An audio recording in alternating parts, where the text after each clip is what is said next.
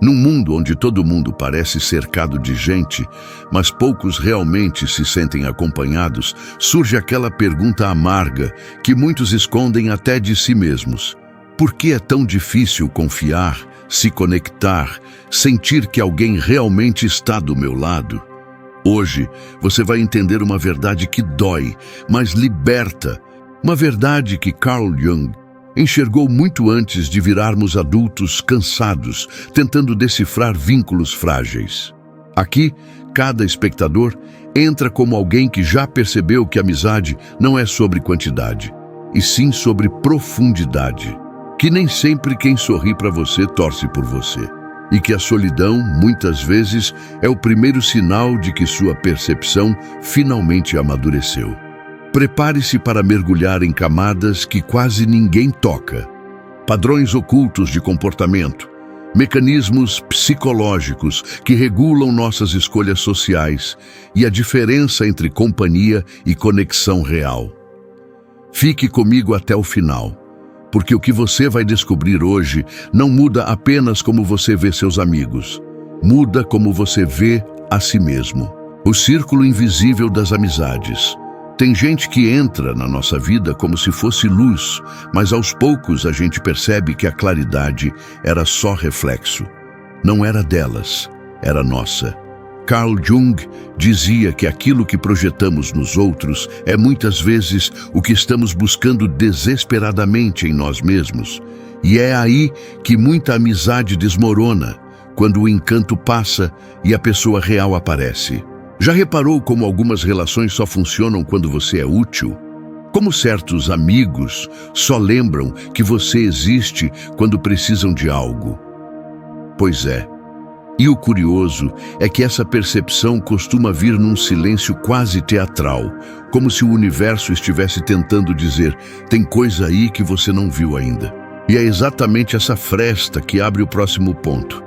Talvez o problema nunca tenha sido a falta de amigos, mas o tipo de laço que você aprendeu a aceitar. É curioso como algumas pessoas entram na nossa vida com aquele brilho que parece resolver tudo, né? A gente olha e pensa: agora sim, encontrei alguém que fala minha língua. Só que conforme o tempo passa, a luz delas começa a ficar meio estranha, quase como um reflexo torto vindo das nossas próprias expectativas. Carl Jung dizia que a gente costuma enxergar nos outros o que está faltando dentro da gente. E é exatamente aí que o encanto vira confusão. Já reparou como certas amizades funcionam bem só quando você está no papel que elas esperam? Tipo quando você é o confidente perfeito, o ombro sempre pronto, o amigo que nunca diz não. Mas quando chega a sua vez de precisar, o silêncio delas pesa mais que qualquer resposta. É como entrar numa sala cheia de gente e sentir que ninguém realmente te percebe. E isso não é coincidência. É um sinal de que você talvez tenha se acostumado com vínculos que sobrevivem do seu esforço, não da conexão real. E quando esse pensamento bate, abre-se uma espécie de corredor interno, uma sensação de que tem algo mais profundo ali, escondido atrás do tanto faz, que você repete para fingir que não ligou. Mas ligou. E é justamente essa fresta que começa a revelar o que você realmente busca quando chama alguém de amigo. E por que tanta decepção parece se repetir como se tivesse um roteiro escrito antes mesmo de você perceber? O laço que aperta, não que conecta. Jung acreditava que toda relação revela o inconsciente de quem participa dela. E isso explica por que a gente às vezes insiste em gente que não tem nada para oferecer emocionalmente. É como segurar uma corda que machuca, mas que você não solta porque teme ficar sozinho demais. O mais estranho, muitas amizades sobrevivem não por afinidade, mas por costume. E o costume, quando não tem alma, vira prisão. Já percebeu como algumas conversas parecem um déjà vu emocional? Sempre você ouvindo, sempre você ajudando, sempre você tentando manter a amizade viva, enquanto o outro nem percebe seu cansaço. E é aí que surge um detalhe que quase ninguém nota. Existe um padrão psicológico por trás dessa dinâmica. e ele diz muito sobre como você se enxerga. Tem amizade que parece um sapato apertado. Você insiste usar porque gosta da ideia, mas cada passo machuca um pouco mais. E o pior é que às vezes a gente nem percebe o quanto está apertando, porque já se acostumou a andar mancando emocionalmente. Jung dizia que toda relação revela algo escondido em nós, e isso explica por que tanta gente segura vínculos que não fazem mais sentido. Não é porque a amizade é forte, é porque o medo de perder alguém fala mais alto que a própria paz. Sabe quando você está num grupo e sente que precisa medir palavra, controlar reação, agir com cautela para não virar assunto depois? Ou quando você nota que a conversa nunca flui de verdade, que tudo parece meio forçado, como se vocês estivessem atuando num roteiro que ninguém lembra quem escreveu? Esse desconforto não é frescura, é um sinal claro de que o laço que deveria conectar está só apertando. E nessas horas, o corpo fala antes da mente, bate aquela sensação estranha, aquela vontade de ir embora mesmo sem saber para onde. Mas o mais intrigante é que essa corda emocional que machuca sempre puxa a gente para um padrão antigo, quase automático. Como se tivesse algo ali, debaixo da superfície, dizendo para você prestar atenção no porquê continua carregando vínculos que já perderam a alma. Porque quando você começa a enxergar esse padrão, tudo o que acontece depois ganha um outro sentido.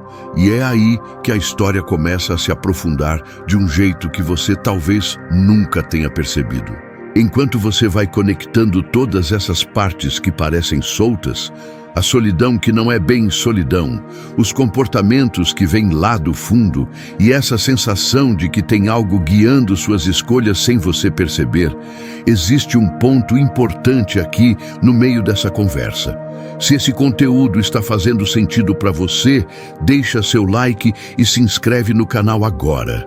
Isso ajuda demais a mensagem chegar em mais gente que, assim como você, está tentando entender o que acontece dentro da própria mente, sem complicação, sem formalidade, só com verdade. E a gente continua, porque essa jornada ainda tem coisa para revelar. Voltando, quando Jung falava sobre o inconsciente moldar nossa vida, ele não estava jogando um conceito distante. Ele estava descrevendo exatamente esses padrões que você vive sem notar.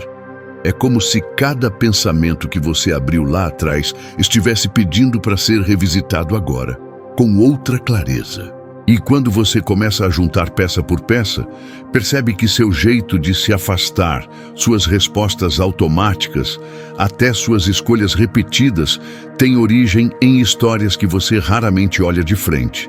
E isso não te torna fraco, nem complicado demais. Te torna humano, porque entender a si mesmo não é sinal de fraqueza, é o começo da liberdade. O espelho que você evitou a vida inteira. Segundo Jung, tudo aquilo que a gente evita olhar acaba controlando nossas escolhas. E no campo das amizades, isso é brutal, porque sem perceber, você atrai pessoas que refletem suas feridas, não sua força. É por isso que você tolera quem te diminui, quem some quando você precisa, quem só liga quando convém. Essas pessoas funcionam como espelhos rachados do seu próprio valor. A grande ironia é que, enquanto você tenta salvar essas relações, elas estão apenas confirmando a imagem distorcida que você tem de si mesmo. Mas existe um ponto ainda mais profundo aqui. Algo que explica por que você continua preso nesse ciclo, mesmo sabendo que ele te machuca. Tem um momento específico, quase invisível, em que a gente percebe que alguém não é exatamente o amigo que imaginava. Não é uma briga, não é um silêncio dramático, não é nem algo que a pessoa fala.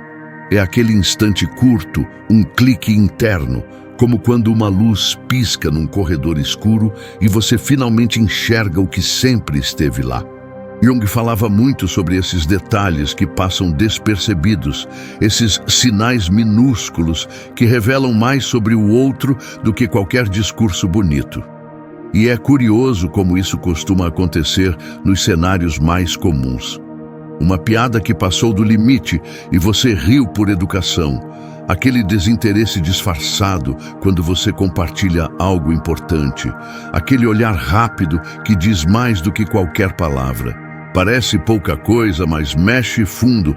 É como se uma parte sua acordasse de repente e dissesse: "Ei, presta atenção nisso." E quando você presta, percebe que vem reparando nesses sinais há muito tempo, só não queria admitir. Porque admitir significa encarar um espaço dentro de você que ficou dependente de pessoas que não devolvem o que recebem. E essa percepção abre uma porta estranha, uma mistura de alívio com receio, como se você finalmente estivesse enxergando o tabuleiro inteiro, mas ainda tentando entender onde exatamente você se encaixa nele. É nesse ponto que muita coisa começa a fazer sentido, de um jeito que antes parecia nebuloso, quase como se uma parte sua estivesse conectando peças que você nem lembrava que tinha deixado espalhadas. O ciclo da carência camuflada.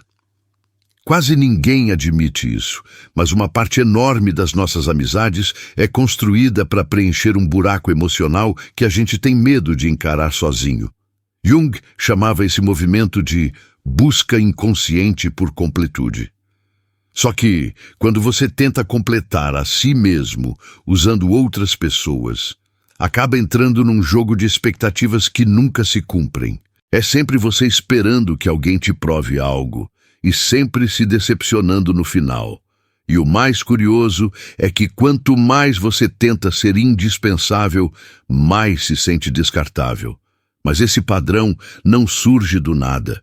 Ele nasce de algo que está lá no fundo, onde quase ninguém gosta de entrar.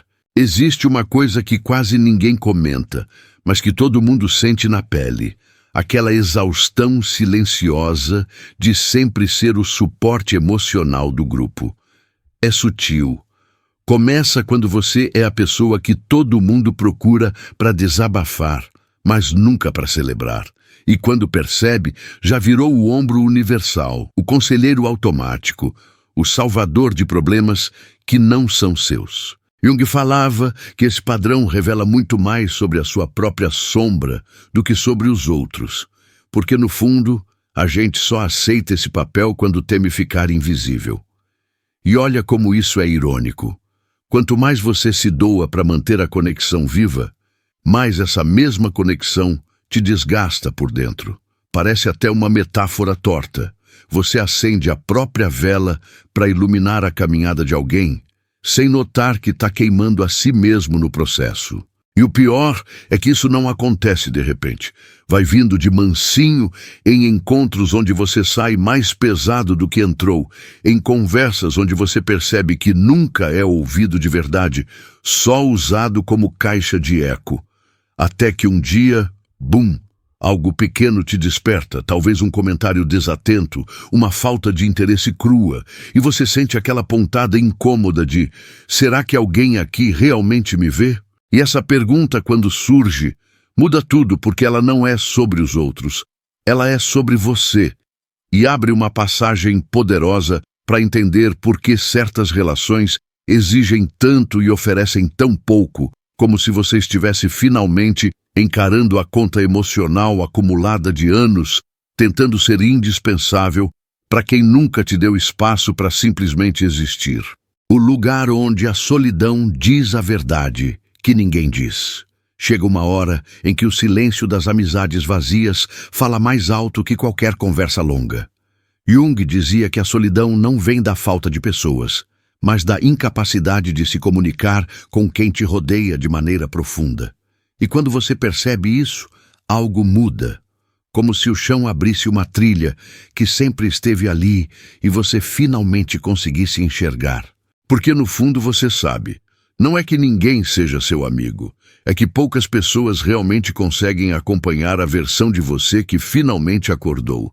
E é justamente essa versão que vai te levar ao próximo ponto, onde a máscara das relações cai e a verdade, pela primeira vez, aparece inteira.